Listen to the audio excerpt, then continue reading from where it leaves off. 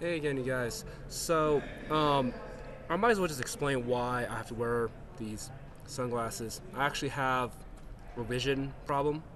Basically, my antipsychotic medication makes me really sensitive to this damn freaking light right here. Um, and even those headlights at night. So, I have to wear this. It's medically prescribed just so I can actually see at night. I am here. Well, after my first video, I realized that it kind of sucks because I have to crouch down just to even look. So I decided I'm just gonna go sit back here and then point at the whiteboard, I guess. You know. Now, in this lesson, we're gonna show you how to install Kali Linux. Um, I need to find a way to make sure my voice can actually get here. So what we're doing is we're going to install Kali Linux using the persistent boot disk installation. Now persistence means that the data you save will persist after you reboot. So any loot or creds that you stole is still on the disk. And we also are going to basically have the advantage of not having it being borked or ruined by Windows Force updates. The first thing you'll learn about installing Linux on a dual booting Windows system is that Windows, they're made by dickheads, man. Okay, everybody that engineers Windows, there's a fucking dick.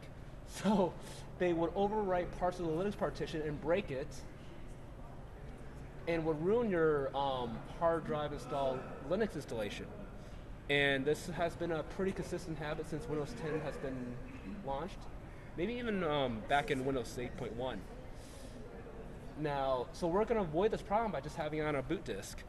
Also, we don't have to buy a physically separate hard drive. They're like, what, $50 to $100 for a decent size, 1 terabyte? We don't have to do that anymore. We just have to have make sure you keep your eyes on this, 32 gigabytes or larger. All right, 32 gigabytes or larger USB drive, because a full Kali Linux installation is about 25 gigabytes. And you will be starving for space eventually. Do not try to install Kali Linux on a 8 gigabyte thumb drive, which is what I was using in my examples. Now, this is just planning for the long term. So here's the process. Since basically we don't have to disable secure boot anymore. There's actually a scandal on Reddit where Lenovo made it so difficult, not impossible, but so difficult to install Linux. Because secure boot was meant to protect your laptop from malware that was hiding inside of ISO images or something like that. Or, malware that was hiding in the shadow volume, which is a concept I'll explain much later. I hope you guys can actually hear me. So Lenovo just made it like really a pain in the ass to disable secure boot so you can actually install Linux on a hard disk. Now people have accused Microsoft of intentionally monopolizing, I guess, your boot sector, I guess.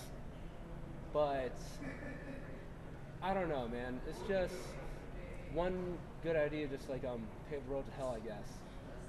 So we're gonna install Kali Linux by using the installation of 2 Linux versions. We're gonna have a VirtualBox VM, just so we can get a bash shell working, and then we're going to have a ISO image of the hard disk Kali Linux installation. Now, alternatively, if you have Windows Professional, not Home, Windows 10 Professional, you can install Bash Ubuntu, and you can just skip all that BS. Sorry, like I've been, vulgarity laden because this part is a real pain in the ass. It's just every 6 months or so, the entire process just changes. It's a real pain.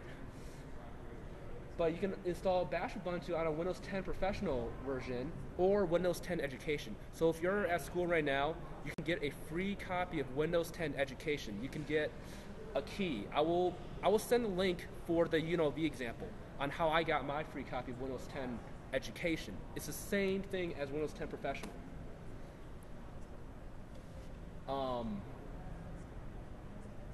Yeah, I don't really see a single thing that was different about Windows 10 Education. I got elevated PowerShell, you know, all the cool stuff that you need to pull off hacking from the Windows side.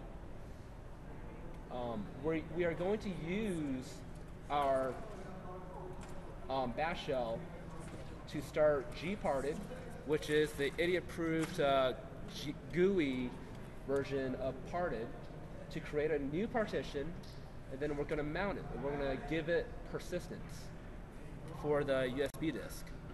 Now, optionally, you can also encrypt that partition with Linux Unified Key Setup. That's Lux. You can encrypt it, but you can even install a self-destruct password. It's really just a second password. So if someone put a gun to your head and then says, you know, like, show me or unlock this disk, you can give them the wrong password, which would destroy the partition. You know, like some spy movie.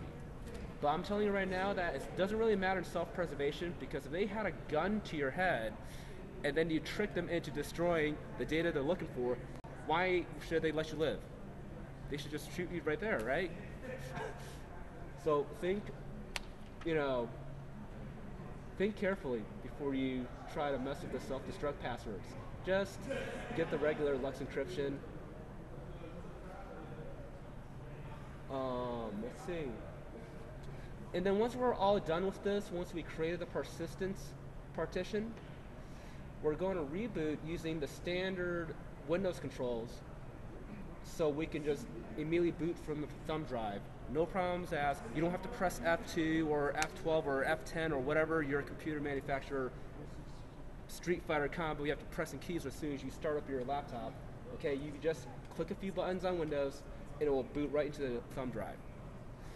So, just make sure you click on the links that I will be providing on Udemy or whatever medium I put. Oh, fuck. Okay, 20 minutes. And then I will see you there, all right? Just make sure you check out the links that I will provide with this video. Thank you.